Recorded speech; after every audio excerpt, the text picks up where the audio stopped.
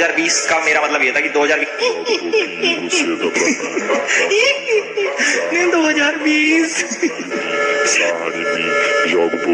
आपके फादर आए हैं।